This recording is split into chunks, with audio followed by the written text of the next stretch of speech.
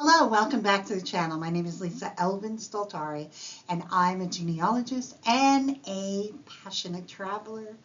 And this is what I do in genealogy. I'm traveling, but I'm traveling virtually a lot of the time. Sometimes I get to travel in person.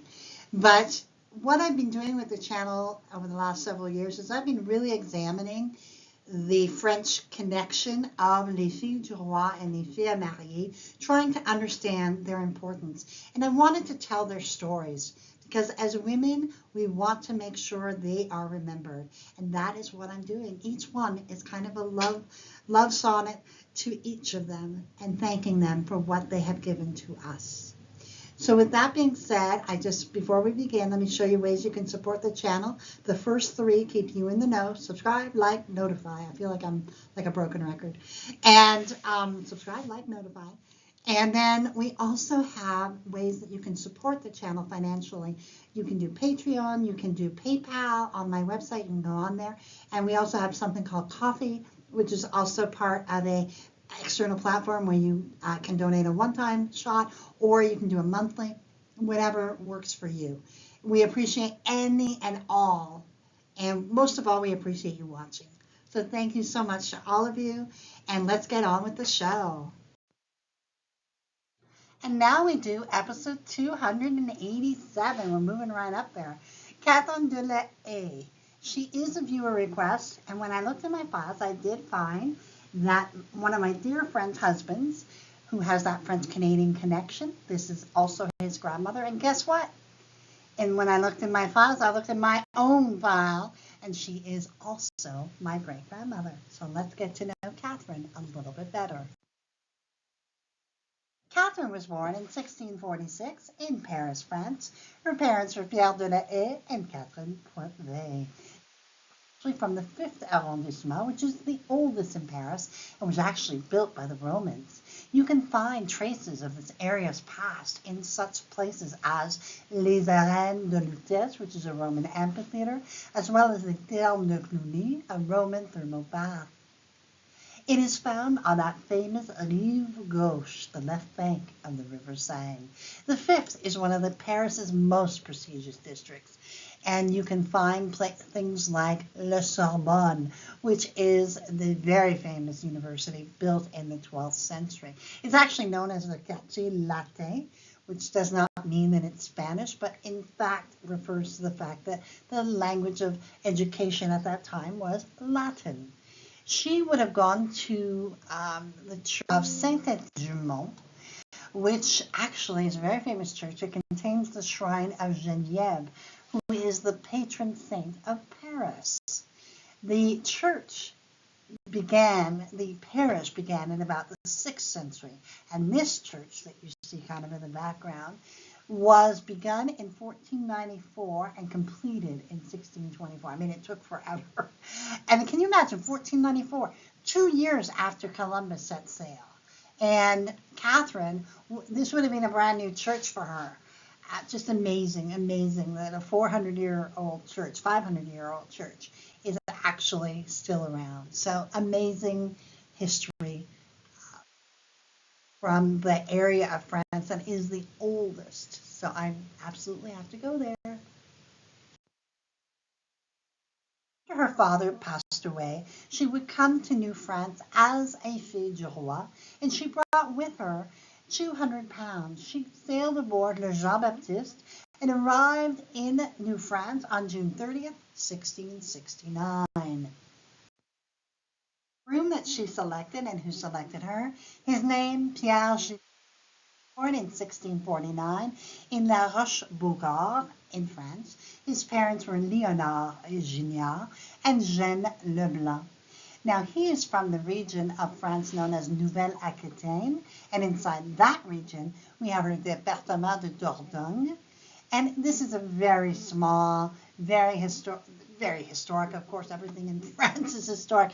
There's about 300 people that live in this very small community. The church that he would have been part of is there as well as a testament to the history of the area. Catherine and Pierre were married at Quebec City on November 18th, 1669, and she also received £50 as her king's reward. And let's see where they ended up settling. They would end up settling, as so many did before them, on the Ile d'Orléans. It's located in the St. Lawrence River, about 3 miles east of downtown Quebec City. The island was one of the very first places to be colonized by the French, and a very large percentage of French Canadians can trace their ancestry to these early residents of the island. It was at certain points known as Le Grand Île, which means Big Island, Sainte Marie, and Saint Laurent, but it was eventually named Ile d'Orléans in honor of the Duke of Orleans, who happened to be Henry II, the son of King Francis I. And I tell you that just in case you come across information and it says Sainte Marie and you're like, where is that? Now, obviously, they were attracted to this island because of the fertile land. The parish of Sainte Famille that you see in the middle here, you see the Sainte Famille, was the very first one to be set up. And then the other ones sort of came afterwards. We have Saint François, Saint Jean, Saint Laurent, Saint Pierre, and Saint Petronille. It's very important that you know where on the island your people come from so that you can really locate these. These are pictures that I took on my recent trip, first trip to Ile d'Orléans. I lived there, 38 years, and I never made it. And then I had to come all the way from Tucson to Ile d'Orléans. It was a trek last summer. It was wonderful. And it did not disappoint, and I want to go back desperately because I didn't see everything I needed to see. It's a small island, but it's a big one too. So absolutely, this is where they began their family. Their son Pierre married Marie-Madeleine Penléac and would have adulthood. Marie would marry Pierre Bertrand Mélanger and would have 3 children, and 2 of whom would survive before her own early death at 28. In case you're wondering, Pierre is my ancestor, so that's the line I descend from. Sometime between 1674 and 1676, Pierre Junior, my great-grandfather, would pass away on the island, and she was left alone with her 2 children. Now, on November 22nd, 1676, Catherine signed a marriage contract with a man named Simon Trilot.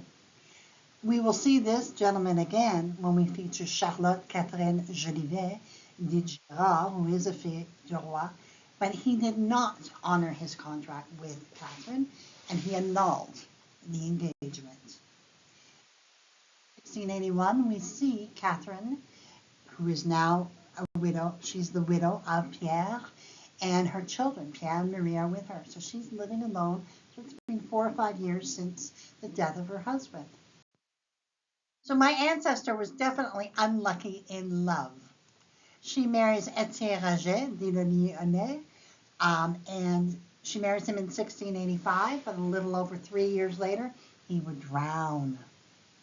She then married Pierre Cordier a few months later in 1689, but unfortunately he too would pass away. Life would have been very challenging for Catherine, and so on the 14th of September 1690, at the incredibly young age of 45, she would pass away at the hospital Hôtel Dieu of Quebec, and she would leave us with a descendancy of 21 as of 1729. But that line has continued because obviously my viewer, my husband, and myself are all proof that Catherine's line continues. To confess, this story got to me not only because Catherine is one of my great-grandmothers, but the sadness and the tragedy that she had to endure.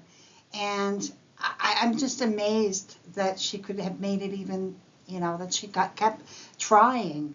And there was something when I was researching it and knew that this was the blood of my blood, if you will. was something special about the fact that I could see how strong she really was despite everything that happened to her.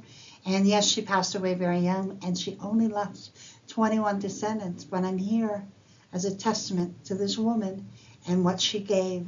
And that is a really, really strong, and I know the viewer who requested her as well. So she lives on. Despite the pain that she suffered in her time, she has lived on through us. So we are so grateful to her, and we bless her memory. And most of all, je t'embrasse, grand-maman, et je t'aime. And with that being said, I want to make sure to say thank you to my patrons, supporters, and subscribers. You all are part of my heart, and I really appreciate each and every one of you for helping me build this channel. And with that being said, I will see you on the next episode of Les Filles du Roi and of Have Roots Will Travel. Until then, au revoir.